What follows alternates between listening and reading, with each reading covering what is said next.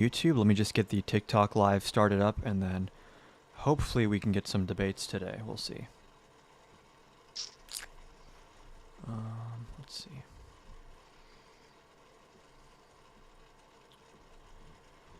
And let me just announce on the Discord as well.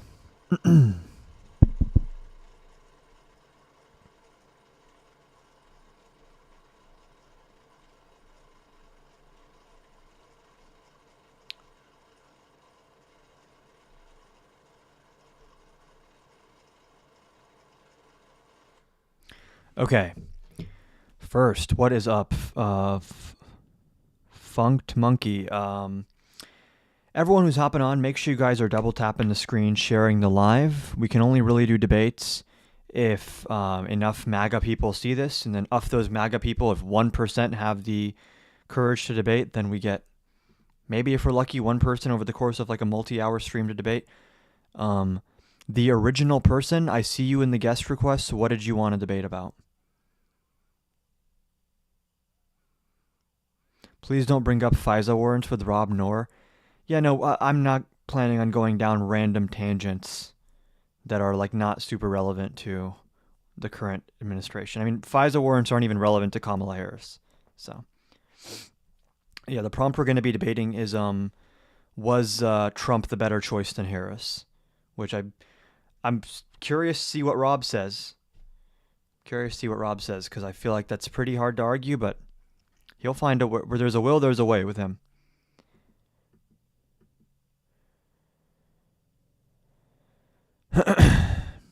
Okay. I'm only live for maybe like an hour or two today. We'll see. What's up, Matt? So we'll see if we can get any debate requests, and if not, then I'm just going to switch over to reacting to some of the news today. Let's wait for some more people to hop on here, and then we'll figure that out. And in the meantime, I'm trying to figure out, I don't know why the multi-chat thing isn't working. It's annoying. He'll still bring them up anyways. He'll try, but if it seems like a random tangent, then... Thoughts on Zoran appointing an armed robber for public safety position. This is news to me. So you can get my live reaction. Zoran appoints robber. Here we go. Let's read this. Is this the person, my son Linen, ex-convict appointed by Zoran Mamdani? Once convicted of armed robbery, has been appointed by New York Mayor-elect Zoran Mamdani to serve on the incoming administration's Criminal Legal System Transition Committee. The Bronx-born rapper, who was once signed to Def Jam Recordings, served 7 years in prison after his 1999 conviction for 2 armed robberies. He has since become a social justice activist, co-founding the organization Until Freedom. Has this person... Okay, so they served their time, and they've seemed to be reformed. Am I missing something? And did you have the same energy for all of the like literal terrorists that Trump pardons, or are we just focused on Mamdani for some reason? Omar, I do see you in the guest request. We're not chatting with friendlies right now. We are trying to stick to debates, if we can get any, which has become increasingly more difficult as Trump supporters in the comments seem to just be from Russian and Chinese bot farms and never actually want to hop on and debate. So if that's the case, we're going to switch over to reacting to some of the recent news. And I'm not on for too long today anyways, so ideally we can get some debates going, but I've noticed even like Santana was having trouble earlier finding debates because it's slim pickings out there. There's not many Trump supporters left. There's just not. Really fallen off a cliff. There was an abundance of these people last fall, and I think a lot of them have realized this is embarrassing for them.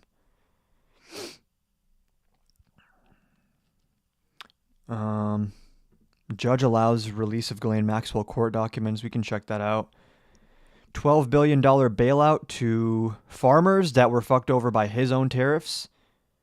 There aren't many left that stand on business. And here's the thing. If you support Trump and you stand on business, you have to say with your chest, I support authoritarianism. And some people have the courage to say that, and most of them don't, just not because they don't like what Trump is doing, because they don't like the label authoritarianism. Like, the common theme we run into here, and I don't know if Matt is still here, is these people hate being called authoritarian, but then if you describe authoritarianism, they love everything in the description. They just don't like the label because the label has a negative connotation and doesn't play well for them politically, right? So, like, when I chat to Matt, and he tells me that the elected officials from that video saying that our soldiers can disobey illegal orders, he said that they should have been put to death through a military tribunal, right? That's like authoritarian. But he wouldn't like me calling him an authoritarian. He'd probably dispute that claim, right? Or that label. Despite the fact that substantively, he is an authoritarian. He believes in authoritarianism. It's not really up for debate or discussion. It's pretty clear. Democrats are enemy within. See, this is like the full extent of what MAGA has left. It's some dude saying that I'm the enemy from within, but not even requesting to hop onto my live because there's a good chance this is not even a real person. It's just someone from like a Russian bot farm.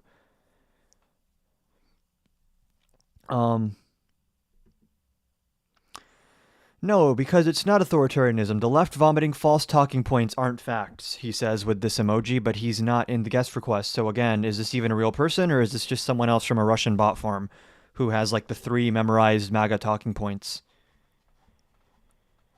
Like, have I gotten a response to my claims that Trump's an authoritarian from anyone recently that isn't just nuh-uh? Waiting to see it. Haven't seen it yet.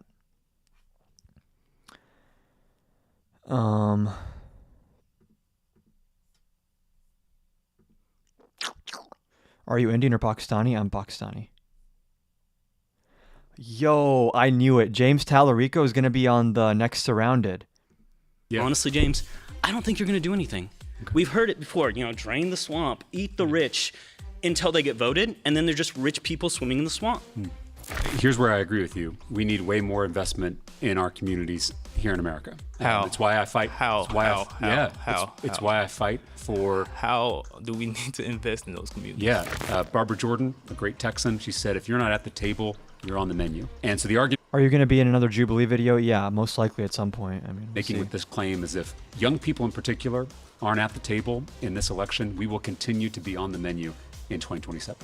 My first claim is that cuts to healthcare and food assistance hurt all of us. Base. My next claim is that immigrants make America stronger and richer. Base. My next claim is that your vote matters in 2026. Base. My final claim is that the biggest divide in our politics is not left versus right, it's top versus bottom. My name is James Tell. I think it is. Left versus right is a big one too, but I understand what he's going for there. This is going to be an absolute fucking banger when this drops. Oh my God. Our breaking news just coming in at CNN right now. A federal judge in New York has just granted the U.S. Justice Department's request to unseal records from the investigation and criminal prosecution of Ghislaine Maxwell.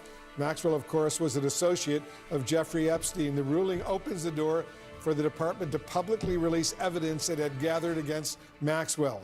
The trove of documents includes grand jury transcripts, financial records, travel documents, and notes from victim interviews obtained during the investigations. We're just getting Ellie Honig in to give us some legal analysis right now on this Justice Department decision to release a whole bunch of documents. Far left and far right are the least corrupt sides of the parties. I don't know if that holds on the right. You're hard-pressed to find someone that's like an elected person on the American right that isn't a complete sellout and a spineless fucking hack.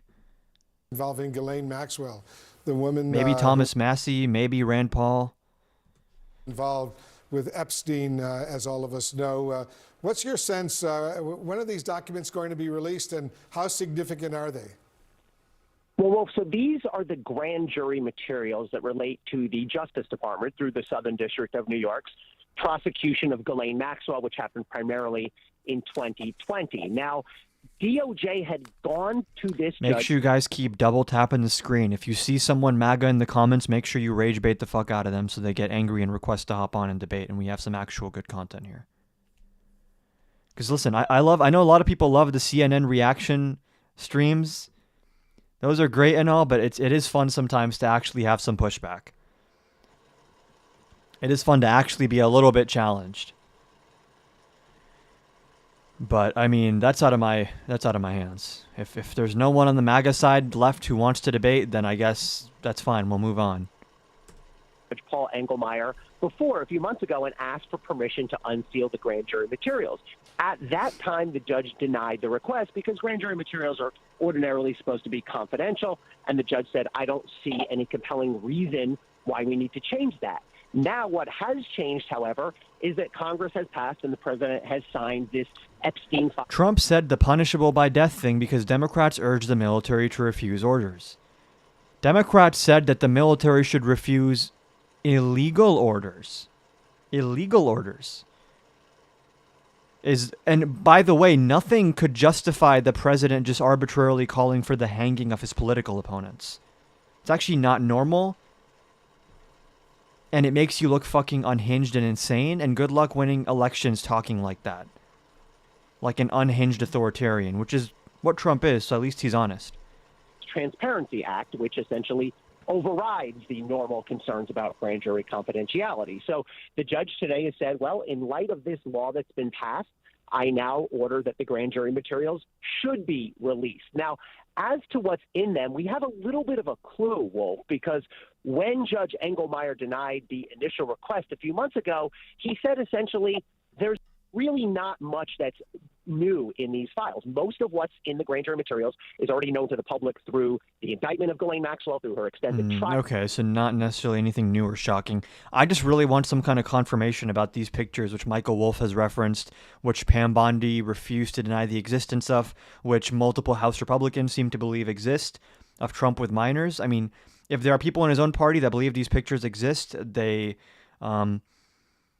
obviously don't release them if they contain something illegal, but, you can have a document saying, okay, we had these pictures in here that depicted XYZ action happening with this person and that person in the picture.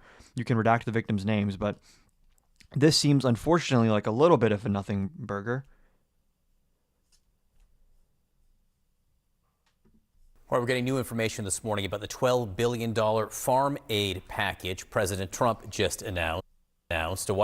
Who could have predicted this, that Trump would have to bail out farmers? Everyone. Because it happened last time he did tariffs. Shocking. He did something, and it failed, and then he tries to do it again, and it fails. Official says most of the aid will go toward crop farmers through one-time payments under the Farmer Bridge Assistance. And don't they only have 2 weeks left to release everything? That's what the discharge petition and I guess the thing that Trump signed would dictate. We'll see how that goes. Here's the thing, right? If the Trump administration doesn't comply with releasing all the Epstein files, you're going to start seeing, I think, a lot of leaks from intelligence people in different agencies because, again, there are multiple copies of the Epstein files. Some stuff is with the Epstein estate. Some stuff is going to be on 10, 20, 30 different laptops at the CIA, the FBI. There's going to be backup copies of a lot of this stuff. So if they drag their feet, if they release fake stuff, if they hide this, that is where all the leaks start coming through. Farmers. The president said the package would not be possible without his tariffs. Those tariffs are also one of the reasons farmers need a bailout in the first place. What is this? If it wasn't for my tariffs, how would we give the farmers billions of dollars? They wouldn't need the billions of dollars if it wasn't for your fucking tariffs. To sell crops because of the trade policies, because some countries have all but stopped or did all but stop buying U.S. product. With us now is Caleb Ragland, president of the American Soybean Association. Caleb, it's always great to see the American Soybean Association? I've never heard of that before. Your reaction to the news of this $12 billion package. How do you feel about it? Well, John, we're thankful that the administration does serious economic challenges in farm country, and this will help alleviate some of the losses we've had. This is a good first step, but this will only take care of about a quarter of the losses that the average soybean farmer has accumulated this year. We've lost an average of $109 an acre on this crop we produced, and that's a very serious situation for the American. These people that Trump keeps fucking over keep voting for him for some reason. Soybean farmer, our number one ag export. Yeah, just give me a sense of what this year has been like for you. It's been a year of challenges and uncertainty, whether that be weather, whether it be markets. Yeah, newsflash. When you economically antagonize and attack other countries, they will economically attack and antagonize you in response. And if you want to have exports that people are buying, then maybe you shouldn't get into trade wars every day. The cost of production that we have as farmers is at a record high.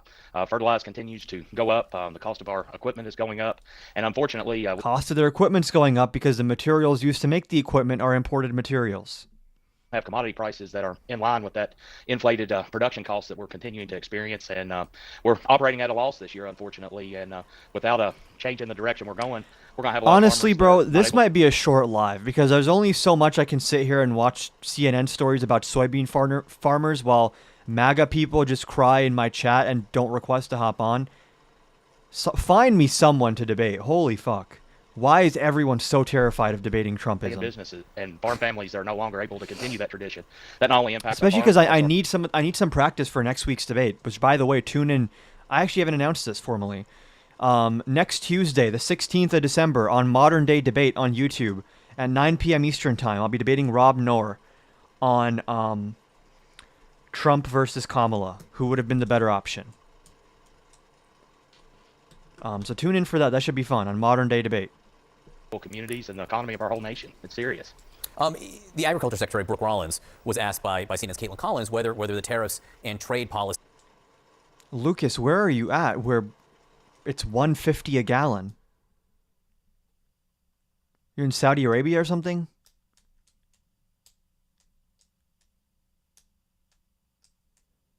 Do you think you'll make it as far as discussing the topic with Rob? What do you mean?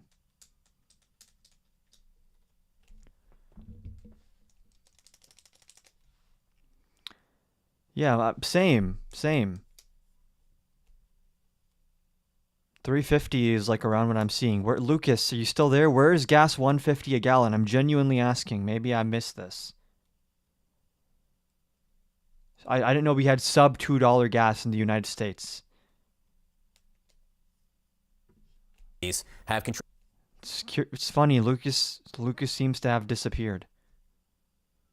I guess the Russian bot farms didn't have the next line program to answer that line of questioning. To the situation that you and other farmers are facing right now. I want you to listen to what the Secretary said.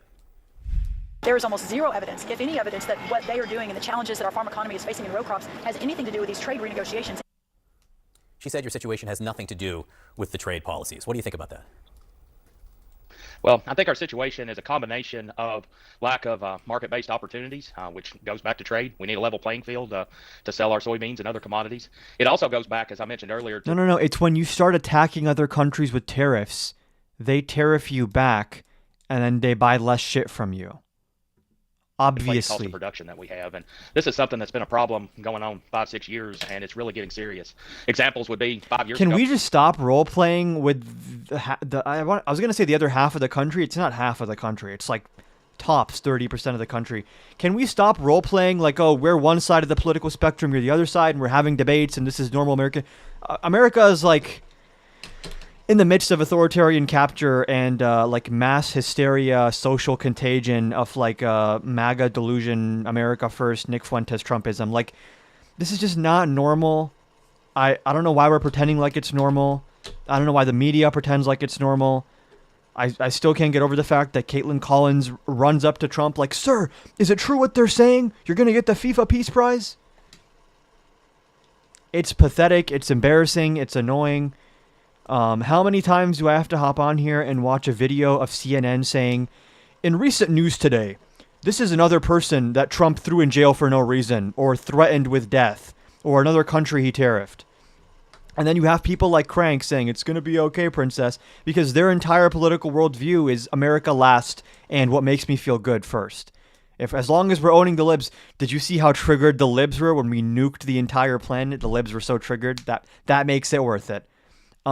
These people are un-American, anti-American scum. All the words that Trump uses to talk about his political opposition actually apply to the people that unironically still support him and know what he's doing. Vermin, scum, the enemy from within, gnats that need to be crushed. He's using all the right words for all the wrong people. And again, none of them ever hop on in the guest requests. They cry in the chat, and it makes me question whether these are even real people, or again, this is just traffic from Russian and Chinese bot farms to make it look inflated how many people actually still support Trump. Phosphate fertilizer was less than half the cost that it is right now.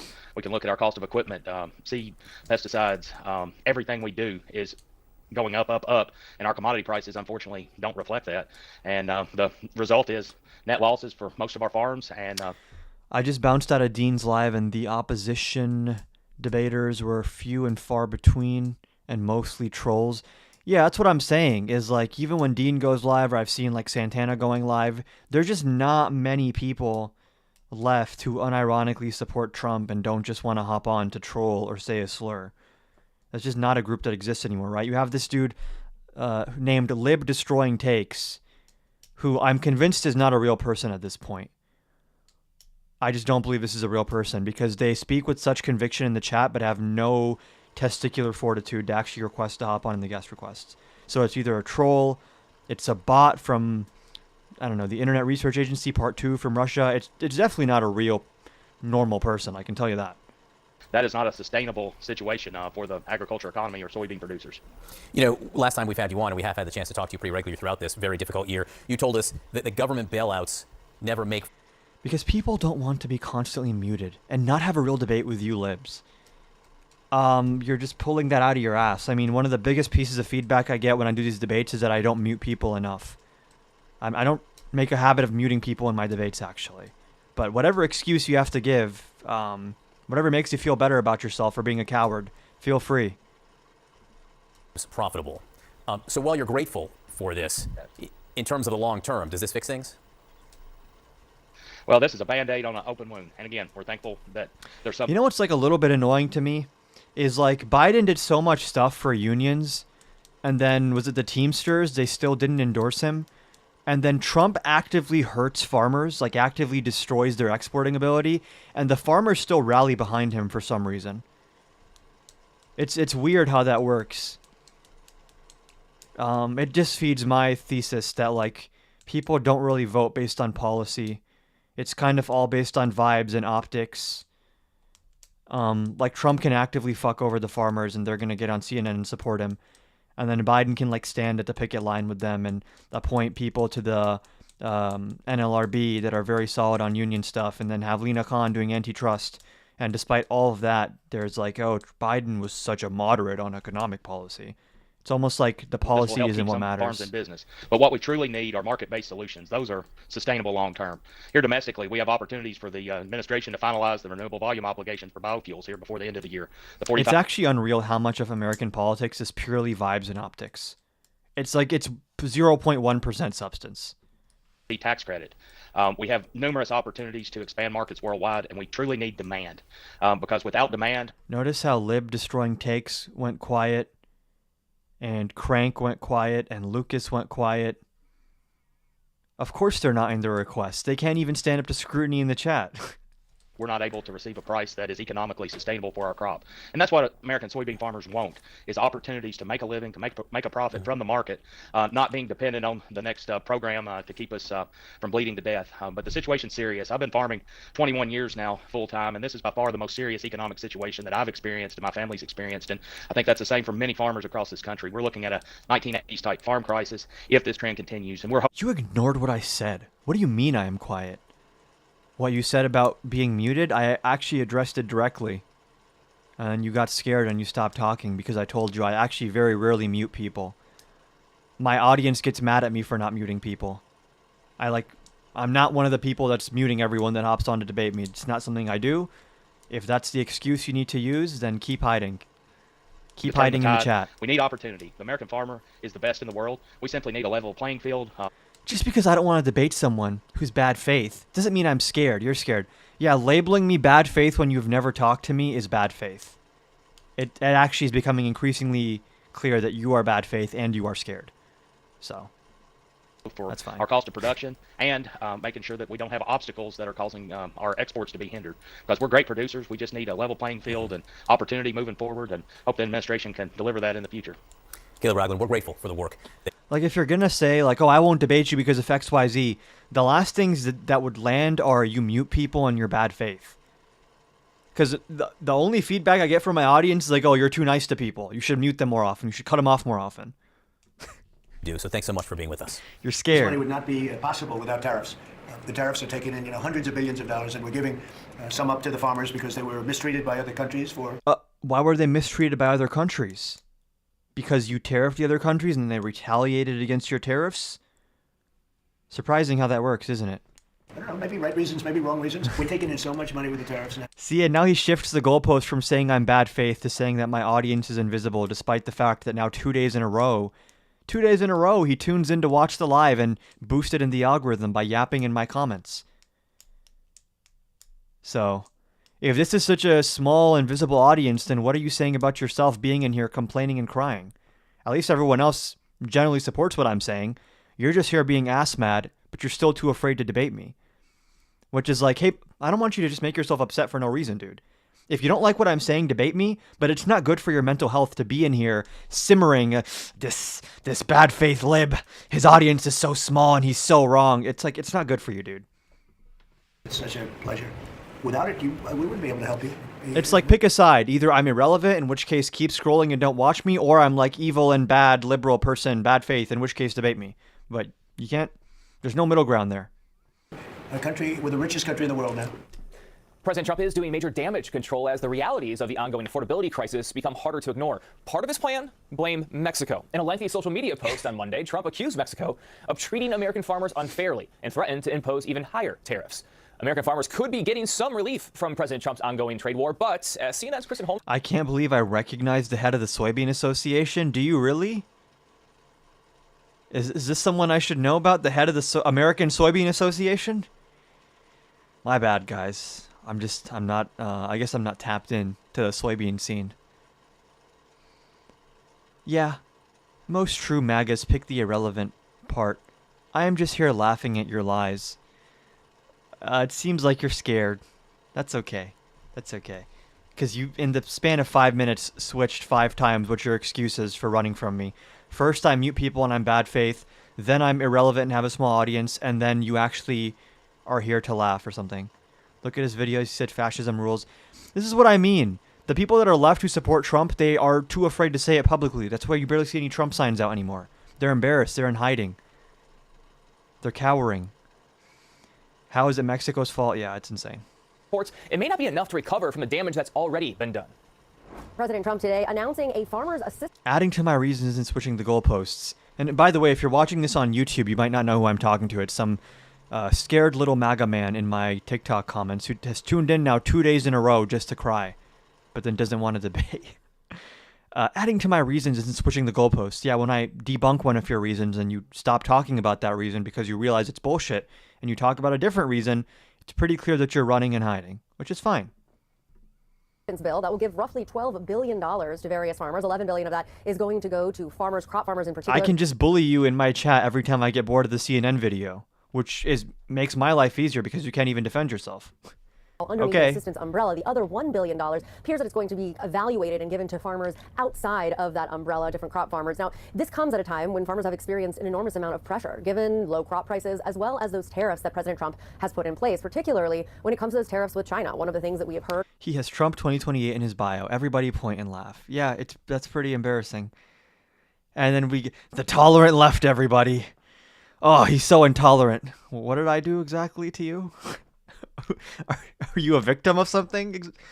I guess you're a victim of, I'm bullying you right now a little bit because you're a coward. So I guess, yeah, I don't tolerate right-wing cowards. I bully them. A number of farmers, particularly soybean farmers, is that they've been absolutely crushed by those tariffs to the point where President Trump had spoken to President Xi about this back in October, and China did agree to start purchasing soybeans. Every time Trump meets with Xi, it's so painful because Xi seems to be one of the most intelligent, calculated, long-term thinking, strategic world leaders. And Trump is just the polar opposite of that. And oh man, you already know that Xi plays him like a fiddle. And the whole time Trump thinks he's winning. However, when you hear pushback from some of those farmers, they say that it's just not enough, that they believed it was going to be more than that and quicker than that. If this is meant to be rage bait from you, lib destroying takes, you're failing in horrible fashion because everyone is laughing at you. This is joy bait. You've lifted my spirits. I always love having a little MAGA foil to laugh at, especially when they're too scared to debate me. It gives standing to all my points about what MAGA is like. You're proving it. House says that they will continue, that China is holding up its end of the bargain. It's going to continue purchasing those soybeans. But again, that's not alleviating the pain, or at least not by much, that these farmers are feeling. Now, White House officials said that this would be done. These assistance would go out the latest would be February 2026. It's supposed to be a sort of setup for these farmers for the upcoming season to help them get ready. He wants to debate me, but not actually where it's a debate, just where they can say a one-liner and then hide behind the chat and see what does he say back. Purchase what they need to purchase, only a one-time payout here. This is coming at a time in which it's not just farmers, it's across the board. The country is and by the way, y'all, I'm gonna hop off economy, at particularly it's 7:16, so like in the next hour or so. One thing we could do is watch my first debate with Rob Noor and use that to prepare for my second debate with him, which is I think exactly a week from now. Yeah, it's next Tuesday. Again, everyone, modern day debate next Tuesday, December 16th at 9 p.m. Eastern time. I'm going to be debating Rob Noor on YouTube. We could watch my first debate with him and kind of go over like, oh, what should we do differently this time? But then I feel like Rob is doing is like studying me, because I feel like he was caught off guard last time by how well I did. And also the fact that I am pretty cordial and polite, so you can't just dismiss my points with like this lib as being, he doesn't have any decorum. And he seemed to have liked me. He was nice to me afterwards. Like, oh, you're a very nice young man, very smart man. But I do feel like he now knows that I'm good at it, and he's probably watching footage on me to learn stuff. So should I be prepping for this debate on my streams? Maybe he isn't watching me. Who knows? Maybe he's like super, I'm just going to hop in there and cook him because I'm Rob Noor. I don't know. But, you are not polite. I'm not polite to you. I'm usually very polite in my debates. The only Jubilee debate where I wasn't polite was the Candace Owens one, because she's a bad faith actor. So when someone's a bad faith actor or a liar or a coward, then I'm not polite. Yeah. This issue of affordability. Now, President Trump here in this circumstance is reaching out to a group of people to help them that generally supported him in the last election. But there are others across the country who are really struggling right now. We're hearing that Rob Noor only has culture war arguments. So you weren't polite to yourself. I'm sure there's a joke in there. I'm just not sure what the joke is supposed to be. that Republicans are growing concerned about the messaging around. He doesn't only have culture war arguments. I'm expecting he's going to do a lot of like, is this really so bad? What about these Democrats that did X, Y, Z? And the real thing, and I'm not going to say this actually. Let's just say I'm really prepping for this debate very meticulously. Very, very, very meticulously. And I'm studying. I'm studying him. I'm studying court decisions, studies. Like I'm really, because Rob Noor is rhetorically gifted. Rob Noor is good at looking like he won a debate. He is good at that. And he's not like a Matt Nuclear type who's like, you can just kind of laugh at them and they look silly. So, maybe I'm over preparing and it'll be like last time. The first time I debated him, I didn't really prep. I'm not going to, I did like some very basic prep where I like looked up recent economic stats and shit. But,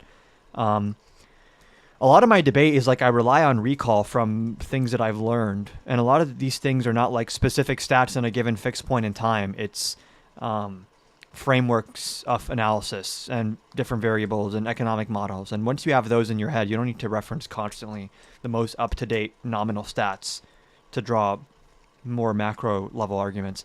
Matt sounded like Squidward last night. No joke. Yeah, and I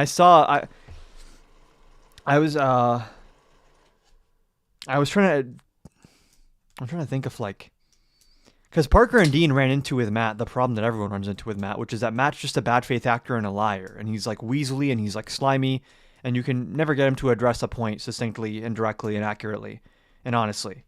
He just runs around in circles.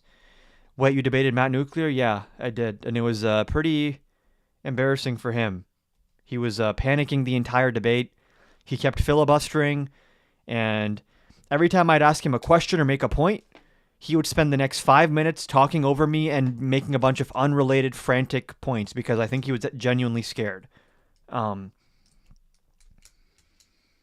He was like a chicken with his head cut off in that debate. And The feedback I got from some people that watched me is like, oh, you let him talk too much. Like the speaking time was pretty tilted in his favor. It was like probably 70-30 for Matt. But in the moment, that was intentional because I thought it looked pretty bad for him when he was talking. Sometimes you have to let someone, just give him the rope and let him tie the noose himself. If you are making non sequitur arguments and undermining your own arguments and switching what you're saying every 5 minutes, it's I don't need to debunk that. People can just look at you and you look crazy. Piers Morgan did a similar thing with Nick Fuentes, where it's like sometimes all you have to do is let them make their opinions clear. It doesn't look that way to MAGA, I feel like, though, and that's true, but I'm never really trying to convince MAGA when I do a debate like that. Because I don't think anyone who's still MAGA is like open to being convinced by me. I'm always trying to appeal to the median person. I'm always trying to appeal to like when the average, normal, socially adjusted person who's not chronically online and chronically interested in politics, when they watch this, do they like this? Or do they think it's crazy? Oh, we have RC in the guest request. So if this is the RC I think it is, then we can see what's up. Finally, someone to debate, I think. Oh, where'd he go? Where'd he go? I saw him in the... Was that not the same RC who's hopped on before? There he is. There he is. Episode with Milo Yiannopoulos in which Milo... What's up? Hello? Yeah. Yo, I'm going to keep it short. Is this the same RC I've debated before? Yeah. Okay, what's up? I just have a little bit of a sore throat, so I'm not going to talk too long, but... That's fine. I imagine you hold all the same positions. Well... If you want to pick from one of the prompts up above? Yeah, that's what I'm looking to see. Sure. Well, Do you agree that illegal immigration is a problem, right? It depends what you mean by illegal immigration, but sure, I think generally when the law is broken, that's a problem, yeah. Okay. So Trump using ICE to do their job, where's the problem here? It's Trump's not using ICE to do their job. I mean, number one, you have examples where U.S. citizens have had their rights violated. They've been detained and not allowed to call lawyers or family members. I believe the most recent number was over 170 U.S. citizens have been detained by ICE in 2025 alone, in under a year, which is extremely out of the ordinary. I mean, from 2015 to 2020, the total number of U.S. citizens detained by ICE was like 120. Then you have them going to immigration courts, and there are like documented asylum seekers there who are just showing up for their court dates, and ICE ambushes them. So if this was like they're going after gotaways or dangerous criminals, then I don't think anyone cares, but that's not really what's happening here. Okay. So yeah, they've definitely detained people that didn't deserve to be detained. And would you agree that's like a systemic issue that seems to be happening time and time again across the country? Well, like I'm saying, it's not just a few bad apples. This is kind of what happens when you structure ICE in this way. It's like the logical conclusion of what Stephen Miller's doing. The thing is that there's just so many illegal immigrants that a lot of the people that they detain probably fit the description. Brown and speaking Spanish? Correct. Should that be grounds to target someone with law enforcement? What do you mean by target? Do you think if law enforcement sees a brown person speaking Spanish that they should go investigate further? If this person doesn't speak English, I think that it's call for concern. Don't you? You don't know whether or not they speak English. They could just be speaking Spanish in public with another Spanish speaker. That alone, no. But the thing is, you don't know which is the case. You see in an acute moment, oh, there's a brown person speaking Spanish. Yeah. It's pretty easy to prove your identity, though. Sure, but you've had cases where people are screaming as ICE is cuffing them, I'm a U.S. citizen, I'm a U.S. citizen, and then ICE doesn't really respond. I mean, I don't know if you've seen all these videos. There's the priest who's like standing there talking about God loves everyone, and ICE randomly shoots him in the face with a pepper ball. He wasn't even doing anything. There's like that one woman who was like yelling, saying, oh, you ICE people, you're assholes. She's not even near them, and they pepper spray her in the face for just talking to them. I mean, it gets to a point where it's like, I can bring up all these isolated incidents, but you have to kind of zoom out and look at the bird's eye view that there are now dozens of cases on video in courts reported by eyewitnesses of ICE just going around violating people's basic civil rights. It gets to a point. Yeah, those clips that I've also seen a few were missing context. I'm not saying that the ICE is sometimes totally in the wrong there, but those isolated incidents, I don't put too much weight on those. That's fair. That's why I say, like, people always get caught up in debating individual court cases, individual videos, individual instances. But when you see a pattern of behavior that is all of the same ilk, that all has a consistent through line, and then you do have, in some cases, like Chicago, the judge ruled, like, hey, ICE is using really excessive force for no reason. Of course, there's going to be some judges that rule that. Sure, and that's out of the ordinary. Like, ICE is now operating in a different way than the status quo, and it's because of Trump's, I think, authoritarian tendencies. Well, we are in an out of ordinary situation. We've never had these amount of illegal immigrants in the country. Can I ask a clarifying question on terms? Who are you referring to when you say illegal immigrants? People that don't have a green card. Well, what about, like, documented asylum seekers and people that were granted Convention Against Torture or withholding of removal or something? I think that there's a lot that are fine to be in the country, but I think that there's some that are not, Sure, even... I mean, I agree. If someone comes here with an invalid asylum claim, then obviously the judge will give them a deportation order. But the issue that I have here is we throw around the term illegal immigrants very loosely to just apply to anyone who I guess is not a green card holder or a citizen. But again, a lot of these people that are illegals that Trump is going after are just people who they came to a port of entry.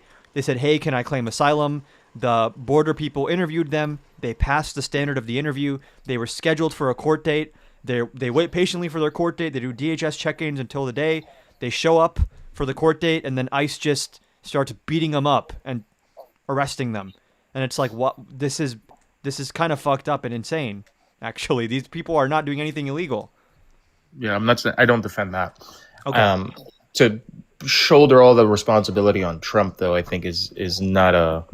I would say on Stephen Miller to be more direct, and the fact that they've really sped up ICE's hiring process, which is why you've had cases of people that did not have a proper background check being done becoming ICE agents. I believe in one case there was a man who was convicted previously of domestic abuse, and somehow, I don't know how the ICE background check missed him. He ended up there. There's pictures of ICE agents that are wearing like a golden pin with Trump's face on it, and it's like, this is not just like a few bad apples doing crazy stuff. This seems to be like a systemic rot within ICE that is being perpetuated by Trumpism. So do you think these ICE agents are, because you're saying it's this rot that's kind of running rampant within ICE. Yeah. So explain that further. What do you think Sure. the motive is behind the ICE agents? So I think number one, when Trump first came in and you saw actually people from within ICE complaining, one of the first things they did is they did a bunch of mass firings of career ICE agents, and they replaced them with a bunch of new hires who seemed to be more so Trump loyalists than actual experts or qualified people to be in ICE. So number one, you just have a cleaning of house and a replacement of career people with people that seem to be loyalists or just to have suspicious motivations, to say the least.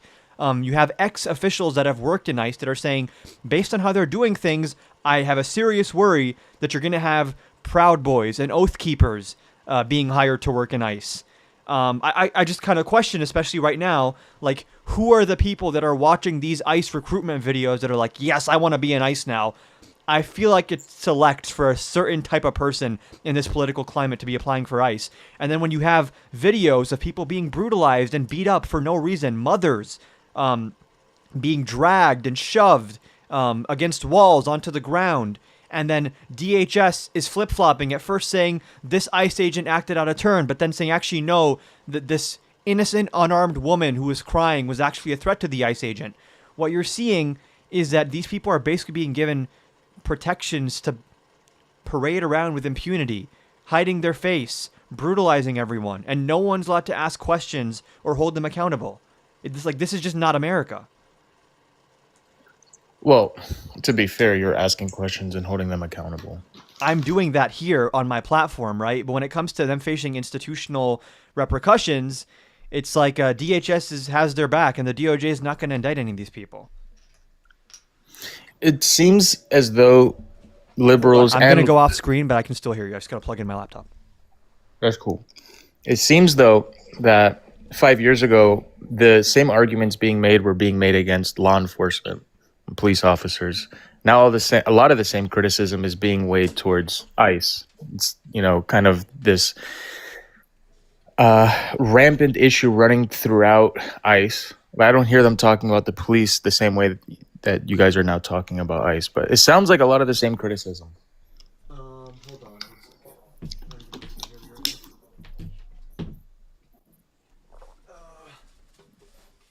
Okay. When you refer to like people complaining about police, that is like local law enforcement. That is like local law enforcement versus like federal law enforcement. And again, to the extent that you have police misconduct and police abuse, I think that should be prosecuted. But that's going to range on like a local level to like how mayors are doing things and how governors are doing things. When it comes to the president and federal police, we're talking about the highest level of authority, the highest level of police with the most impunity. Because again, my issue with Trump is that he's just fully captured the executive branch now. And like, he can basically do whatever he wants and get away with it. That's kind of what's been happening. There was another subject I wanted to, it sort of relates to this, but I wanted to address it if you don't mind. Go for it. As you've seen, as everyone's seen with the rise of Fuentes, yeah, he does not represent MAGA. He does not represent like traditional conservatives. Sure, maybe he doesn't represent traditional conservatives, but he represents a very growing and lively movement in the American right that is picking up steam, and Trump and J.D. Vance refuse to call it out because they know that they kind of need some of these people to be in their corner. Well, obviously there are some views that are in alignment with Trump and J.D. Vance, and I would agree with some of the views.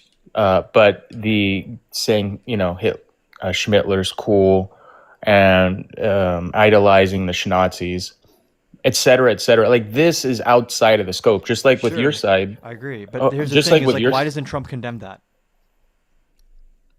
Well, I don't know if Trump even knows He's of been that. directly And asked, so has J.D. Vance, and they say, we're not Hold going on. to kowtow to the radical left demands for apology. Hold on a second, though. Sure. In 2020, whenever, I think it was 2024 or 2023, whenever Trump had dinner with Kanye West, and Trump did denounce Fuentes. Sure. So he has already.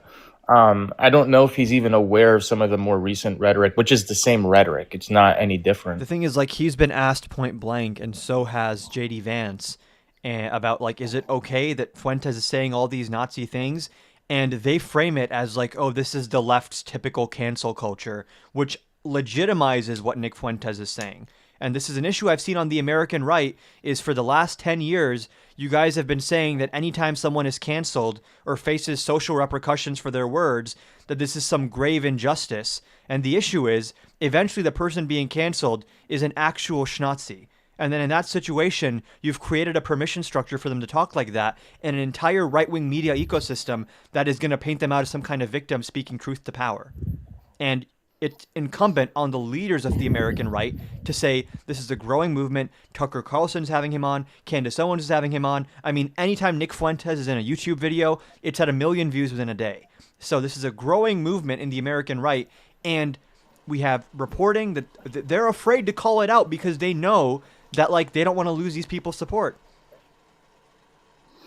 Well, a lot of those people don't support. Especially Nick. He didn't even vote for Trump. He encouraged a lot of his followers to not vote for Trump. But secondly, J.D. Vance was even more critical of Fuentes than Trump was, and at length. I think he was having an interview with one of the big media companies. I think it might. I don't remember which one. You probably heard it. So he's criticized and condemned Fuentes and the Groypers too.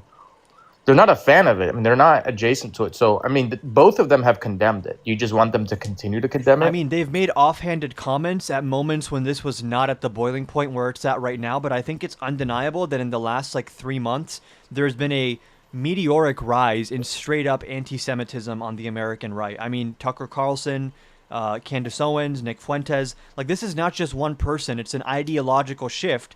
And I'm just going to be honest. If you talk to any right-wing man in the United States that's like under the age of 30, you can flip a coin that they're going to hate Jewish people. And that's pretty relevant, and that should be called out repeatedly and emphatically on a public stage, right?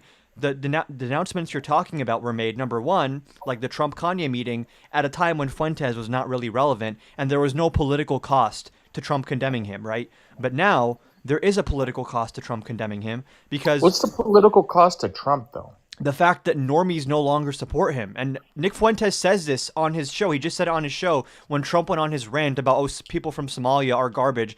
Nick Fuentes says, oh, Trump knows he's losing the mainstream support, so now he has to come crawling back to people like us, and we have to hold him accountable. And I'm really happy that Trump is speaking like this again. This is the Trump we want. So Trump is now kowtowing to these people because he knows, like, they're the only ones who are going to support him if he does what they want. Nick is very good at framing. So he framed it to make it seem as though that Trump is. Hold on. Let's call a spade a spade. Trump's not going to be able to run again. He doesn't need their support. He doesn't care for their support. Run again. He can't run again, but he could try to stay in power or interfere for the sake of J.D. Vance to win, which I think is more likely than not. So I think that, yes, Fuentes does have a lot of followers. And as you said, you know, when he's in an interview within an hour, there's like 1 million views. Yes, that is a lot of people. And but that's new. I think it's always been there. It's just that he was suppressed. He I don't didn't think have that this kind of support or name recognition back when Trump condemned him. And Trump was 'Cause he asked was about him bad. again, and he didn't condemn him and just said, listen, Tucker can talk to who he wants to talk to. Well, yeah, I don't disagree with you. I think maybe we agree for different reasons. But what I want to say is that a lot of the followers of Nick, yes, that is a growing movement, but it's nowhere near the amount of people that voted for Trump. Over 80 million people that voted for Trump, whatever the number is. Fuentes' followers make up probably less than 1% or less than 2% of all the people that voted for Trump. Sure, but So even I don't at the think time that Trump's Trump kowtowing won, to them. Fuentes was a way smaller force than he currently is. So, I'm saying him right now at his peak is still, relatively speaking, it's not going to leave much of a dent on if Trump how would have many won people, or if not. you had to guess, and I know this is kind of a tough question to answer, how many people in the United States do you think support Nick Fuentes? How many? It's probably If you had to guess. probably 1 million, 2 million. I think it's probably upwards of 10 million. Okay. And maybe we just disagree on the scale there, but the point that I'm making here is, like, since Nick Fuentes has started gaining prominence and becoming like a really center or integral part of right-wing American politics, Trump and J.D. Vance have not done the obvious speech to the country, which is like, hey, we want to be clear that hating people based on their race is horrible and un-American, and we don't want the support of anyone who believes that. Instead, you have Trump tweeting that people from Somalia are garbage and they bring garbage and their country is garbage and they should all just wear their swaddling hijabs and go back to where they came from. So I think this is like a pretty valid concern what's going on here. Trump has been that way, though. Like, he's called countries crap hole countries. He wasn't kowtowing to the Grapers then. He's not kowtowing to The them now. recent statements on people from Somalia are not normal Trump. This is unhinged even for him. I don't think this is out of line with things that he has said in the The past. issue that I have with this argument is I've been hearing since 2016, oh, it's just Trump. Trump says a lot of shit. Who cares? Everyone knows he just says a lot of shit. But number one, saying a lot of shit actually matters a lot on the public discourse. Like, it influences what people talk about and what's considered mainstream. And then secondly, when Trump is constantly given this excuse of like, oh, Trump always says shit, then he can escalate more and more to the point where he's saying, oh, Alyssa Slotkin and Mark Kelly should be hung for sedition. Or that Gavin Newsom should be in jail, or J.B. Pritzker should be arrested, or that judges who rule against him are terrorists. It gets to a point where we're saying, oh, he's pretty fucking extreme and unhinged this time around. A lot more than the first time. That bears pointing out. Yeah, so let's keep that point right there. But are you saying that that is because of the rise of Fuentes? I think it's all part of the same. I think there's a grassroots movement within the Republican Party, especially with people that are under the age of 30, towards a more anti-establishment, paleo-conservative, anti-Israel type of sentiment, Christian nationalist, where it's like, it's not the traditional Mitt Romney Republican who is like, I just want small government and low taxes. This is someone who thinks that actually America's character has been changed by these dirty brown foreigners, and we need to go back to having a pure, clean Christian country of white men from European countries, and women should mostly shut up and stay in the house. And we need to have a strong central leader to just whip everyone into shape and put his foot down and stop the establishment, stop the cultural institutions. And Trump picked up on that. He's feeding on that. Stephen Miller feeds him that. I think actually Stephen Miller is to blame for a lot of that. And then Nick Fuentes in that environment was... This is all like interconnected stuff. But Nick Fuentes is born from that environment. At least his popularity is. Well, Fuentes is espousing those talking points. Trump is not talking, like, he's not a white supremacist. He criticized the nationality, which you can disagree with, but he wasn't talking about brown people. Trump is not anything. Trump right now is a person with a melted brain who just listens to whatever his cabinet tells him. Stephen Miller, though, is definitely a nativist. Do you disagree with that? I don't know enough about Stephen Miller. Okay, well, but I'm not even exaggerating. I don't think most people on the right would deny this. Trump himself says, hey, Stephen, like, don't say what you really believe in front of all these people. Like, he makes jokes about it. Stephen Miller is a nativist who thinks that if you are not from a family that has been here for at least 100 years, then you are like something new and alien to America, and you should be removed. And he is pretty much running immigration policy under Trump. And he is also in Trump's ear. I mean, we've seen behind the scenes how Trump writes these tweets. He just comes up with the nickname, and then one of his advisors comes up with all the political points in there. So is Trump a white supremacist? Maybe not. Is Trump racist? I think obviously yes. Is Trump willing to coddle and snuggle up with nativists and xenophobes? I think yeah, for sure. Now, is Trump exactly a card-carrying member of the Triple K? Maybe not, but he's definitely a bigoted person who has no problem with bigotry and uses inflammatory, outright racist language and then hands the reins of power to a crazy nativist like Stephen Miller. Well, you keep referring to Stephen Miller as a nativist. Now, correct me if I'm wrong. Stephen Miller is a Zionist, right? Okay, and he's a Jew, not just a Zionist, he's Jewish Zionist. Yeah. Okay, so it that just seems conflicting, because why would Stephen Miller be doing the bidding of Fuentes and espousing for a nativist, basically white country in the United States? Because Stephen Miller and Nick Fuentes agree on 99% of things. The 1% of things they agree on is whether Jews are evil. But like everything else, they totally agree when it comes to like how much power should the president have, how should American immigration be structured, are brown people from other countries bringing in their dirty ideologies to dirty up our culture. They agree on all that stuff. And someone pointed out, I've never really heard Stephen Miller like talk about Israel that much. And what you're pointing out is the crux of the right-wing civil war, which is they mostly agree on brown people from other countries bad. They mostly agree that Trump can do whatever he wants as president. The disagreement is Israel, which I guess is the one thing where even Trump is kind of stuck between a rock and a hard place. But when it comes to everything else that Fuentes loves, it's become mainstreamed. Supporting Hitler and the Nazis and thinking that's cool, I don't think is mainstream. I think that might be mainstream. That's not the mainstream. Underlying ideology behind that, though, is mainstream. I don't. Well, what do you? If you mean that it's mainstream on the American right, to be clear. No. If you mean mainstream that it's commonly accepted on the American right, I totally disagree with you. Dude, you can watch any TPUSA event, any Young Republicans event, any right-wing event that's taken place over the last few months, even before Charlie Kirk passed away, and every single person that comes up to the mic to ask a question is asking Republicans, why are you in the pocket of the Jewish lobby? Or why are you guys letting in any immigrants? Like, this is the grassroots populist movement on the right now. It's funny, I made this point last time. Right now, Trump and MAGA are the establishment, and the Nick Fuentes people are the up-and-coming populists. So now Trump is in the position that Paul Ryan was in like 2016, and he has to make the decision, how much do I acquiesce to these people versus try to fight back? Because that's where all the energy is at, is with the Fuentes crowd. I hear you. And yes, looking at those events and seeing those questions, and I think a number of the questions are legitimate pushback as long as they keep it within the guardrails of criticizing the Israeli government, but obviously hating any group of people simply because of their skin color, they were born with some, that's dumb, and I that's just outside of noticed the a trend scope. that sometimes I'll see someone on the right saying "Free Palestine, I hate AIPAC," and I'm like, "Oh shit, yeah, based, I agree with you." But then I get to talking to them, and it's not about Palestinian civil rights.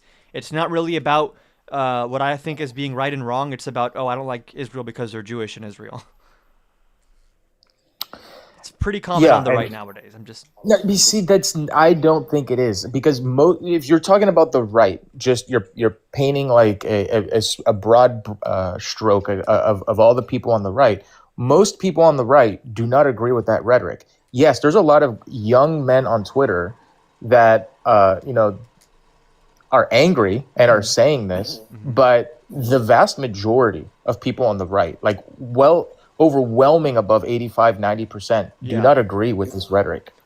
So here's the issue. It's currently, you're correct, the majority of Republicans probably support Israel if you poll them. But the way that their attitudes shift based on what becomes normalized in the right-wing mainstream, you can see this, a perfect example is with Ukraine-Russia. Before Trump came in, like a supermajority said we should no longer give Ukraine aid. But then a few months ago, when Trump was saying let's give Ukraine more aid, then it was like 67% support giving Ukraine more aid. And all those young, angry men who are now anti-Semitic, go back 5 years, go back 2 years, they weren't anti-Semitic. They would say that's unhinged and crazy. But when you have Nick Fuentes on Tucker Carlson, on Candace Owens, on PBD, and he's not challenged by anyone, he sneaks it in, right? First he says, listen, I just want crime to go down. I just want us to have a secure border. And then people are like, yeah, true, I agree. And then he kind of sneaks in, the reason crime is so high is because of the blacks. The reason the border's out of control is because dirty browns are coming in. He smuggles it in piece by piece, and slowly but surely, the American right starts to eat it up and starts to buy it. So right now, American Republicans support Israel. Are you confident that's the case in 20 years?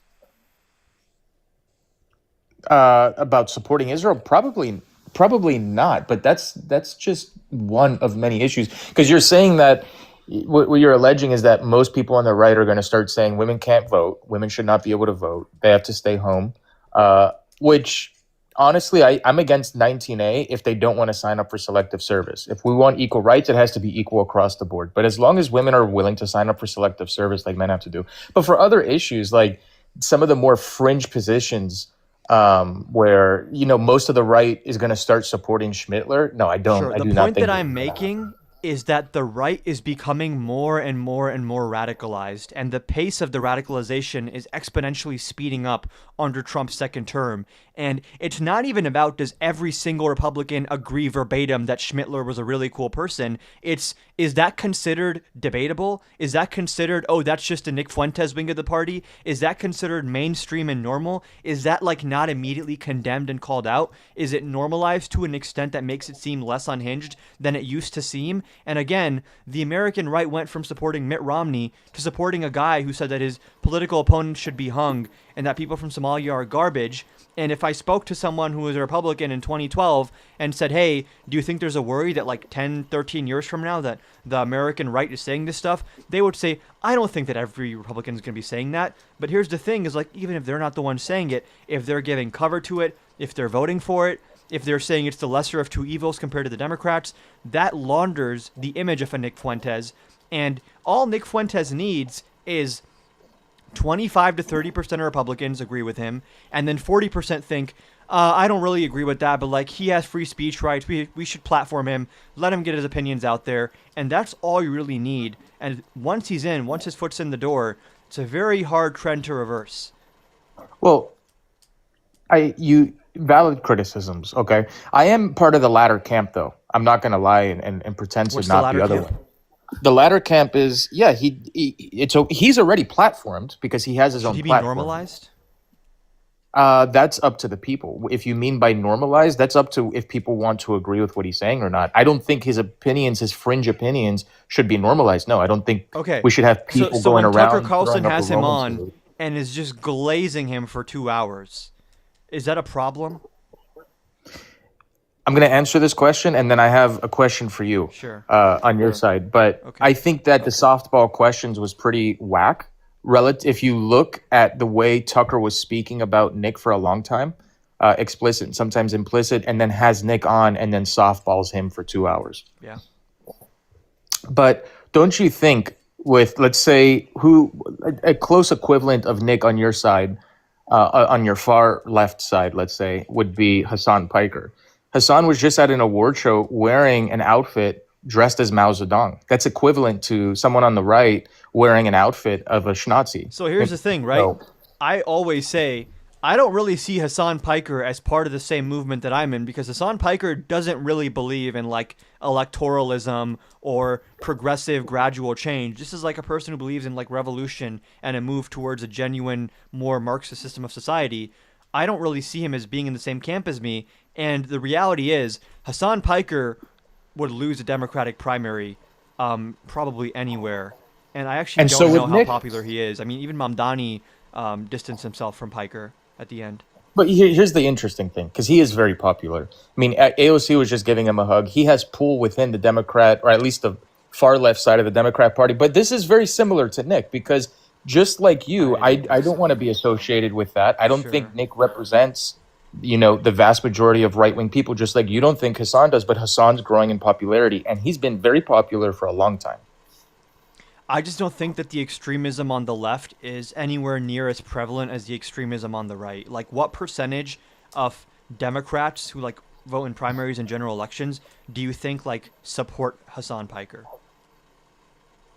If you had to guess, these are obviously like, I'm just asking your opinion on. You're asking like the average Democrat? Yeah, because the thing is, Hassan's fan base is like leftists, but like leftists hate Chuck Schumer. They think that Hakeem Jeffries is a fascist. So like, they're not really in our tent in that sense. No, I know. I think that it's probably less than 5%. But I would say the same thing with the average Republican voter that supports Nick is probably less than 5%. I think it's probably 15 to 20. Maybe we just disagree on how bad it is on the right, how normalized Nick Fuentes is. I think we do. I think we do. Now, listen, like I've been in some Discord servers and I've been in some groups where people are super fringe. And I'm like, all right, like, because I want to keep my finger on the pulse of where are these people going with the direction? And I don't disagree with you that some of these people are super extreme. Yeah. And it's like some of it is it's not even protected under freedom of speech. It's just straight up hate speech. I mean, it's definitional, unironic hate speech. Like you're targeting certain demographics of people and you want them to be unalived. Mm-hmm. I don't think that's freedom of speech legally. But anyway, I think we do disagree on how big of a percent it is on my side. The reason I perceive it as being such a big percentage is go to any right-wing YouTube channel that spoke negatively about Nick Fuentes, whether it's the Ben Shapiro video about him, whether it's the Piers Morgan interview recently, who's not really a right-winger, but sort of culturally center-right, whether it is, what's his name, Tucker Carlson, Candace Owens, all the comments are bashing them for not supporting Nick. Like, it seems like all the energy, all of the excitement, and the grassroots movement on the right is the Fuentes crowd. And it seems like now even Ben Shapiro has to say, hey guys, like, I'm not a part of this. I don't like this. And Ben Shapiro has criticized, actually, Trump and J.D. Vance for not properly calling this out. When it comes to Hassan, people really don't want to be associated with Hassan Piker. I mean, again, Zoran Mamdani tried to distance himself from Hassan at the end of that primary. Whereas when it comes to Nick Fuentes, I mean, Marjorie Taylor Greene was giving speeches at Nick Fuentes' rallies a couple years ago. And it's like, I see the right as being a lot more open to extremism, because even before Fuentes, they were open to MAGA's extremism. When you go back to the 2016 primary, plenty of Republicans were like, oh, Trump is a narcissist, he's a con man, he should never be commander-in-chief, he's not qualified. Now all those same people are like, yeah, the deep state's out to get him, this is basically my God King, Trump. And it's like, what happened to you in the span of like 10 years? I don't see that on the left. Well, it's obvious that, well, hold on. There is a lot of loud people on the left. We saw loud people, sure. Yeah, I mean, we saw the reaction, the visceral, disgusting reaction of a lot of people on the left after Charlie. So I'm glad you brought that up. This perfectly exemplifies my point, right? So when Charlie Kirk passes away, there are people who are, I think, psychologically have issues who are like genuinely celebrating. There was the guy in the audience who started like pumping his fist up after seeing it. That's unhinged and crazy, but they're like the loudest voices. But every single actual Democrat with power, Barack Obama, Bernie Sanders, Elizabeth Warren, Cory Booker, Mamdani, like literally every Obama, Biden, Kamala Harris, all these people say this is tragic and horrible and political violence is unacceptable no matter what. They all say that, right? Meanwhile, when like some random dude bashes in Paul Pelosi's skull, Trump is like joking about it at his rallies. Or like when a woman, Suzanne K, threatens to kill an FBI agent, Trump's like, oh yeah, let's pardon her. And it's like, I just don't see any left-wingers calling for Tyler Robinson to be pardoned. And meanwhile, Trump, left, right, and center is pardoning like legitimate terrorists and violent criminals every day. And it's like the American right, their establishment and their institutions embrace the extremism and give cover to the extremism. Whereas the American left, you can say maybe this should be louder in certain condemnation of certain people. I don't think that's actually true. But the institutions and the actual elected officials are not embracing it in the same way. Well, with the Nancy Pelosi situation, I agree that the response of some people on the right and prominent figures on the right, I didn't like seeing or hearing some of that. And do you agree that the left, it's not the same? Like the elected officials in Democratic Party are not like, woohoo, Tyler Robinson. The rhetoric is definitely not the same. I think the left is better at framing things, and perhaps it is genuine. It is genuine remorse of what's going on. But I will say this: words are one thing, but I do think it is more risky for someone on the right to attend a leftist event, and their life is more at risk than the other way around. Like if a right-winger goes to protest like a left-wing thing? Correct. I think that their life. Dude, last time the right got really upset about something and did like a mass demonstration, it was an attempted coup. And then Trump pardoned all of them, including the ones who tried to kill police officers. Okay. Can you hold on? Can you just level with me? Mm-hmm. Could you imagine any elected Democrat pardoning someone who threatened to kill an FBI agent? No, I don't have. That's it like a uniquely, and it's a uniquely Trump thing, right? That kind of embrace of extremism. And the lesson that all these violent people learn is, I can commit violence if it's in Trump's name. He's got my back, and that actually worries me a lot about political violence. That you have the Proud Boys, the Oath Keepers, people that were convicted of seditious conspiracy against the United States, people that were convicted of trying to kill police officers, who are now roaming the streets freely and being pardoned for unrelated offenses. You have some of these people who went on to commit more crimes in 2025, and Trump pardons them for those crimes as well, just because they were there on January 6th. And it's like, this seems like he's almost creating a fucking militia with legal immunity. No, I don't agree with everything that Trump has done and that Trump has been okay with. I don't. I understand that and I appreciate that, but my issue is like, I don't agree is like, I'll say I don't agree that the tax rate should be XYZ. When we're talking about someone who's tried to coup the country, who's like forming an armed militia, who calls for people who are Democrats to be hung, it's like, I would use stronger language than I disagree. I'd say, oh, this is really, really, really fucking bad and scary and dangerous, and it's way bigger than left versus right. This person needs to be in jail. Well, there's a lot to unpack with those three accusations. Sure. But when I said that the left, their life is less at risk going and attending a right-wing event, you could look at Charlie going to all these different universities. I doubt the left was actually afraid for their life, standing in a crowd of tens of thousands of right-wing people. And I think that the other way around, it's a lot more risky for a right-wing person to attend. I mean, there's so many videos online showing this.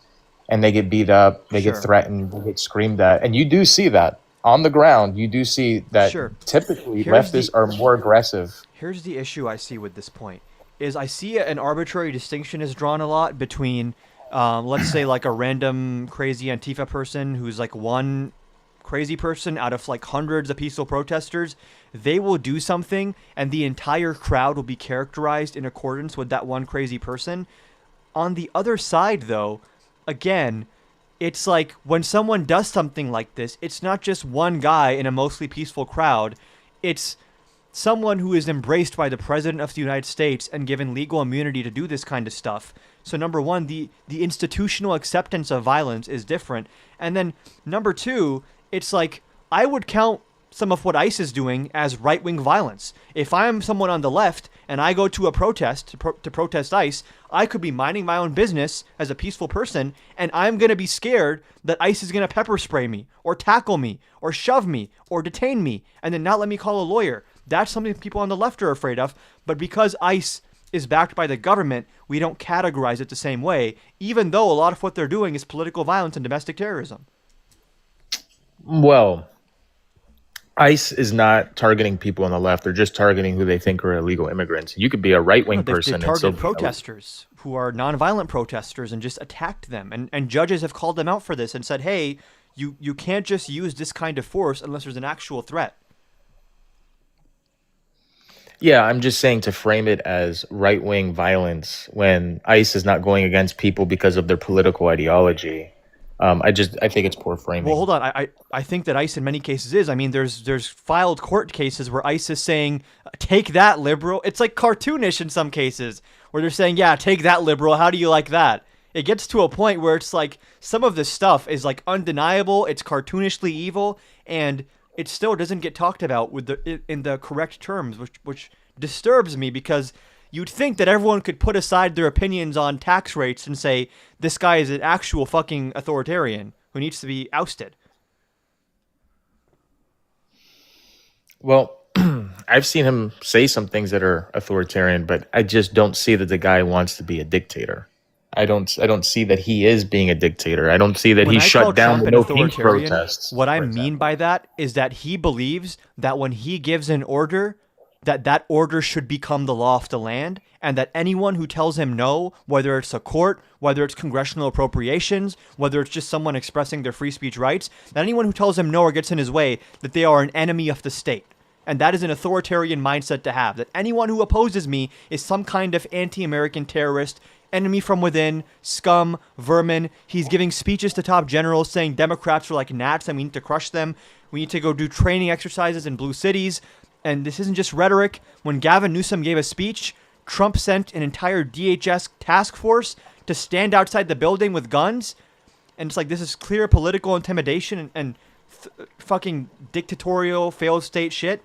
And it's just like, I don't know why anyone would debate this and not just say that Trump should be in prison and like, I don't like this. What? That Trump should be, you think Trump should be in prison? In my opinion, yeah. Well, yeah, I don't agree with that. I think, again, yes, Trump has said... Well, I don't think he's operated outside of the bounds of his executive orders. I don't think he's done... Are you referring to his first administration or this current? This current administration. What has he done in this current administration that you think is grounds for him to be put into prison?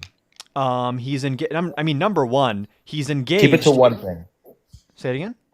But just keep it to one thing. So just so we can engage. I think that he has violated people's First Amendment rights. By using ICE. Yeah. And that's not my opinion. A judge, specifically named Bill Young, who was appointed by Ronald Reagan, who's known as a conservative judge, ruled that the Trump administration intentionally engaged in a, quote, full-throated assault on the First Amendment to strike fear into pro-Palestinian protesters. And there was internal documents from the State Department. They literally arrested people like Mahmoud Khalil to scare other pro-Palestinians into not protesting. Like, when someone uses government power to put someone in handcuffs for expressing an opinion and make an example out of them to scare away other potential protesters, that is un-American, and in my opinion, that kind of person should be in jail. Why was he arrested? What was the stated reason? Yeah. The stated reason was that his protest undermined American foreign policy. There was no criminal accusation made against him. So just to take it in good faith, then yeah, I mean that is an issue. That wouldn't even lean. That is just straight up authoritarian. I'm taking you at your word. I have not looked into this matter. You can read the judge's opinion on this. It's not even my opinion. Yeah. No, I get it, but I'm saying if I were to look into this and I see that whoever this gentleman is assaulted someone, I'd be like, all right, well, there's some missing context. Okay, well, if it's literally because of an opinion of undermining the state, then what is it that he said? You know, because I don't know. He protested Israel on a college campus, pretty much. He protested about Israel? Yeah, against Israel. Oh, that's crazy. That's crazy. Yeah. And I can actually, if you hold tight. So it's not even undermining the United States. They're claiming that he's Exactly. undermining a foreign nation. That's right. crazy. They're saying that by undermining Israel, he's undermining American foreign policy. Again, I'm not saying that this is even your opinion. You're just reading a judge's opinion, taking all of that as true. Then yes, I would strongly disagree with that. Okay. I mean, and I found it real quick. And this is verbatim from the judge's decision. This is the conclusion section of the judge's final ruling on this. And I'm reading word for word, for all these reasons, this court finds as fact and concludes as a matter of law that Secretaries Noem and Rubio and their several agents and subordinates acted in concert to misuse the sweeping powers of their respective offices to target non-citizen pro-Palestinians for deportation, primarily on account of their First Amendment protected political speech. They did so in order to strike fear into similarly situated non-citizen pro-Palestinian individuals, proactively and effectively curbing lawful pro-Palestinian speech and intentionally denying such individuals the freedom of speech that is their right. Moreover, the effect of these targeted deportation proceedings continues unconstitutionally to chill freedom of speech to this day. Got it. Definitely. I mean, if taking all that is true, it was wrong for this man to be arrested for protesting that. Now, did Trump make the order for this guy to be arrested? Because Trump spoke on it publicly as well and said, this is a shady character. I don't want him in America. And in the court case, Trump is listed along with Noem and Rubio as being one of the defendants. So Trump is saying this guy's a shady character that doesn't belong in America. Okay. But now connect me from that point A to point B where he needs to now shoulder the responsibility of this guy getting arrested. To be fair, he shouldn't shoulder it alone. I think Rubio, Noem, Kash Patel, Pam Bondi, all these people need to face severe legal consequences for what they've done. Why? Because of their rhetoric? No, because they've actively engaged in corruption and violation of civil rights. They've actively undermined the American government and conspired against the American people. I'm saying to this, you can make that claim, but to this arrest specifically, because I asked you if you think Trump belongs in prison. You said yes. I said let's go. This is one reason why, right? And this is just why, in my opinion. Trump if you want to didn't call ask for on this a guy to get legal arrested, basis, though. What has he done that would warrant jail time? That's a different question.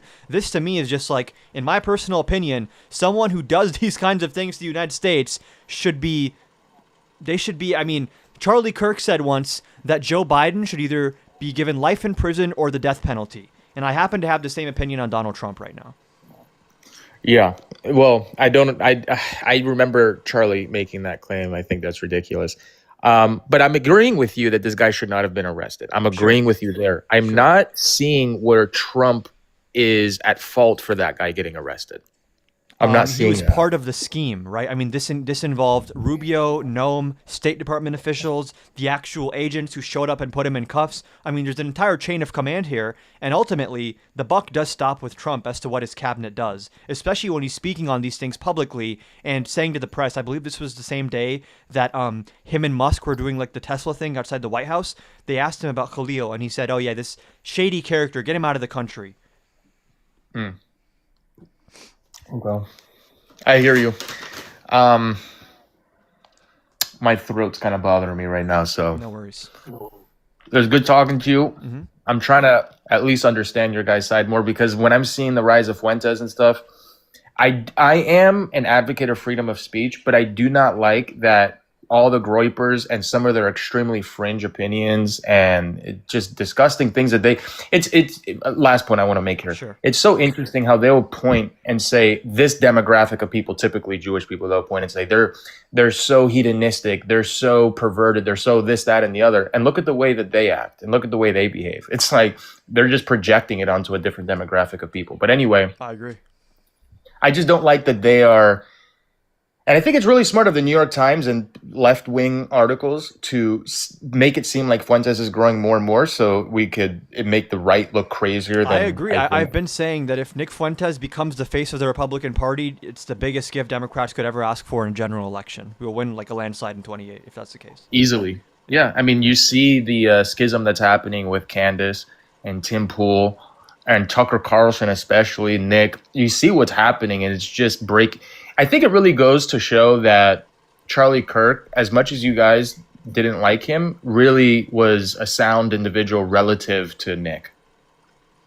Relative to Nick, many people are sound individuals. So, I mean, relative to Nick, I guess, yeah. But, yeah, I know you have to get going, so we won't get into a whole Charlie Kirk conversation. But, yeah, I'm not a huge fan. Well, I wish you well. All right, man. Go better soon. Thank you. Kirk was just a softer Nick.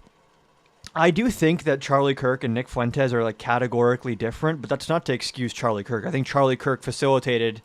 You could argue that Charlie Kirk has had a more negative effect on American politics because his get out the vote strategy in 2024 kind of got Trump elected. I mean, Charlie Kirk.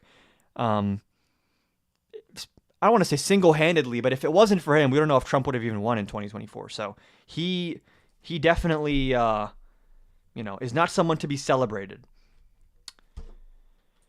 Kirk, and again, Kirk openly discussed white supremacists. I understand. I agree. Yeah, I'm not saying that he didn't. But he at least had this. He tried to hold this image of like, oh, I don't see race, but then he let it slip when he talked about DEI stuff. So. At least he understood that was crazy to say out loud. I do have to get going in like 10-ish minutes. I don't know if we're going to even have time for another debate. We don't have anyone else in the guest request right now, so I guess I can, if anyone wants to cover anything, recent news, I don't know. I need something to yap about for the next 10 minutes. TPUSA is already helping that one college student on her transphobic tirade. I mean, I agree. The only point that I'm making about Charlie Kirk is in the absence of Charlie Kirk, that creates a vacuum, and then someone else worse can come along and fill that vacuum. Did you already cover Piers versus Nick? I did, and I posted a YouTube video of it. If you want to catch that, yeah, I posted a YouTube video reacting to it. Some elections tonight? No. Are there special elections tonight? It's so hard to keep up with news, dude. Like, it's impossible to know what's happening. I think I keep up with it, and then I hop on live, and there's like 4 stories I haven't even heard about today. I don't know. Well, what can we cover real quick? Did anyone see Marjorie Taylor Greene? Oh, Democrat mayor voted in Miami. I didn't know that. You're the GOAT. Thank you. Thank you.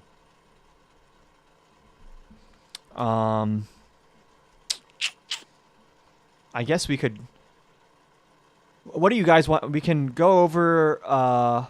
One option is like the recent Marjorie Taylor Greene 60 Minutes interview where she was talking about how Republicans don't like Trump behind the scenes, but they are pretending to like him. Thank you for watching, Jordan. And then first time in 30 years... Whoa. Just follow Aaron Parnas?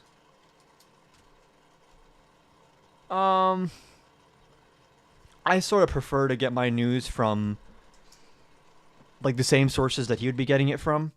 So like I try to read the New York Times and AP and Reuters, Politico. I really don't like going to creators as being my primary source of news. I go to creators to learn what's the spin, like what is the political angle on this, right? But for actual information, I try to go to those legacy media sources, and then I watch creators to just learn like what are the different political sides saying about this in pop culture and like in pop politics. Yeah, I've heard of James Fish back in Florida. The guy who talks like the Burger King foot lettuce narrator. Anyone know what I'm talking about?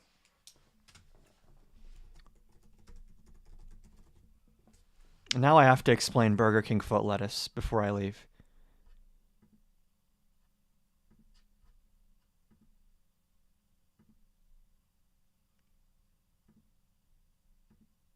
Number 15, Burger. Hold on. It can't be sped up.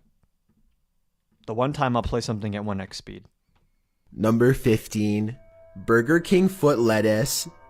The last thing you'd want in your Burger King burger is someone's foot fungus, but as it turns out, that might be what you get. That's what James Fishback sounds like to me. His tone just never makes sense. I'm going to start doing debates in that tone. Donald Trump is a fascist, and it turns out, like, hold on, let me find My name is James Fishback, and I'm running to succeed Ron DeSantis as... What was the thing he did with Mason? It was a round table, I think. I respect the heck out of you, Mason. That show is so funny. How we got... And someone commented here about this. Why does James talk like he's reading a mystery Audible book? Hold on. I need to find that one.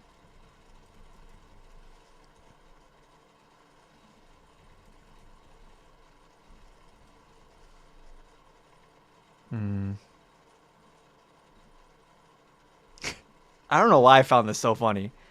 Beautiful deterrent to protect young lives. And I'll leave just one last point here, Mason, because I respect the heck out of you. You understand the root causes of addiction. I don't know why. I respect the heck out of you, man.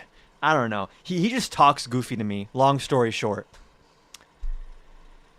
There's nothing much else to him. I think he's at like 1% in the polls. This is like the equivalent of when Cenk Uygur ran for Congress. This is why when someone asks me, would you ever run for something? I feel like a narcissist if I would say yeah, because I have 60,000 followers. I have like 100 people watching me tops. So I don't think that, like, winning an election is hard. It is. Just being famous can't win you an election, actually. It's actually pretty fucking difficult to run for things and win them. So when influencers start running for public office and they think like, oh, because I got 1 million views, I'm going to win this election, it doesn't really translate.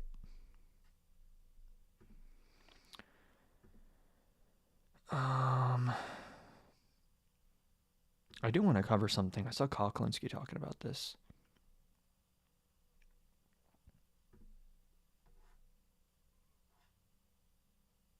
Was this it? Both agreeing, like, yeah, but it's really sort of jump.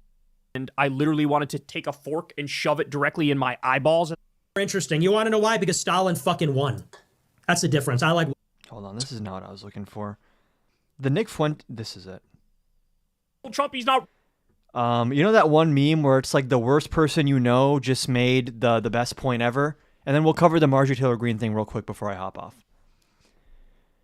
Heard you dog walked that dude Matt last night. I didn't speak to Matt last night. He was on Dean and Parker's live. I've debated Matt in a long form on Jubilee and on the Rattlesnake TV channel. Maybe I should just upload that video to my channel as well.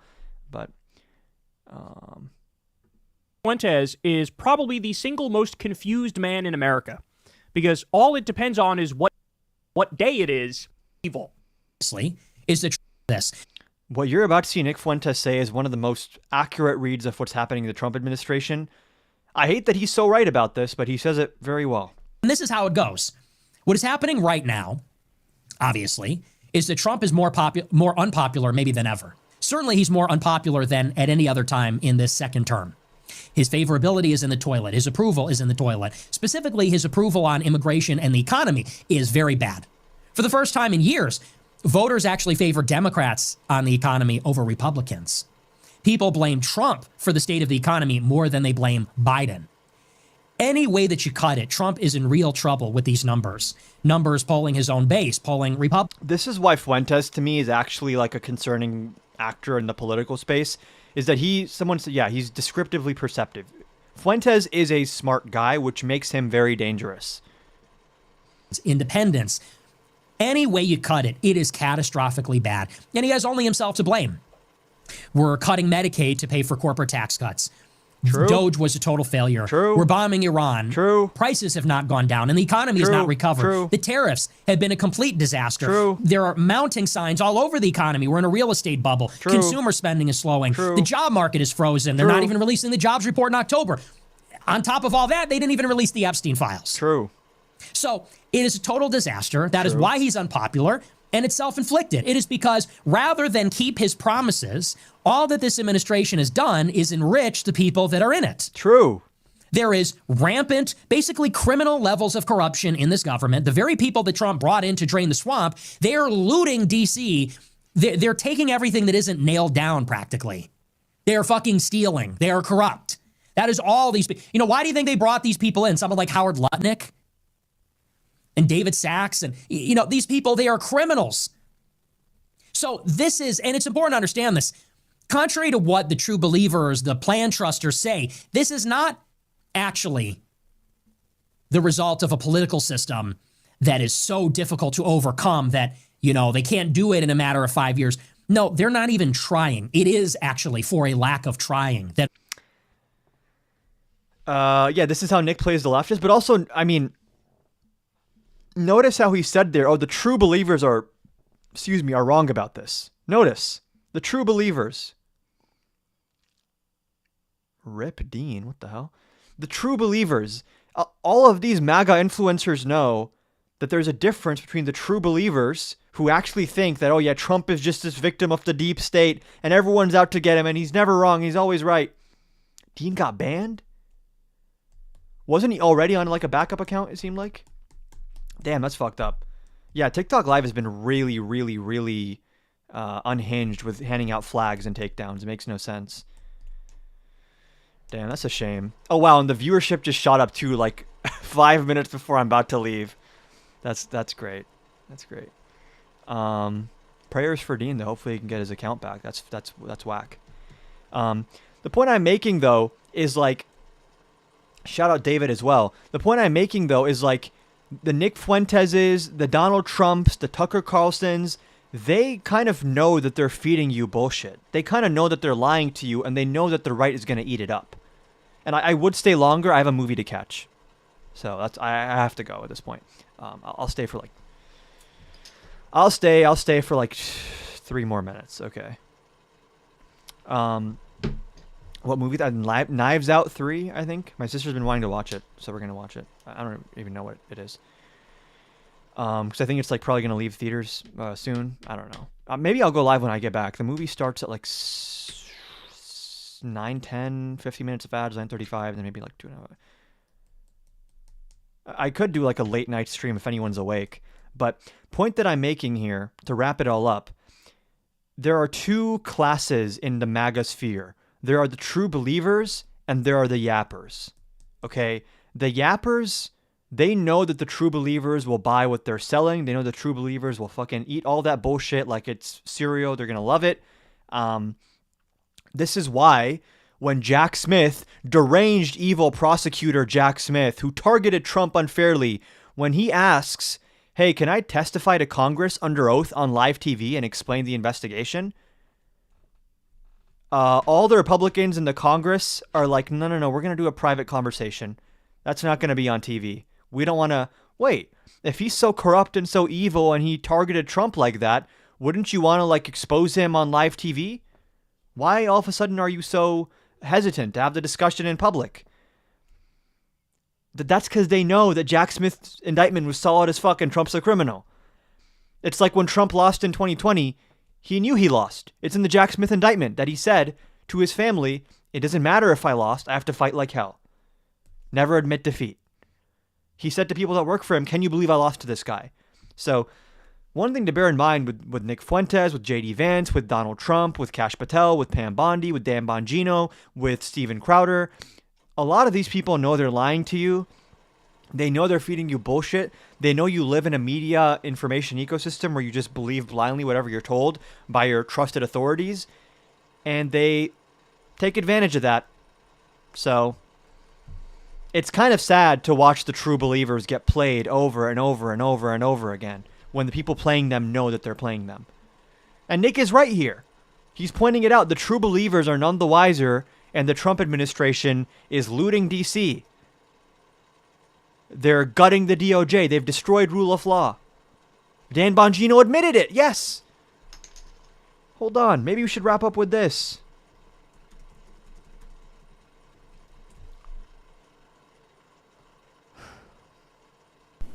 You know, I don't know if you remember this. This is before you became the deputy FBI director. This is in regards to the FBI finding the guy who did the pipe BOMB at January 6th.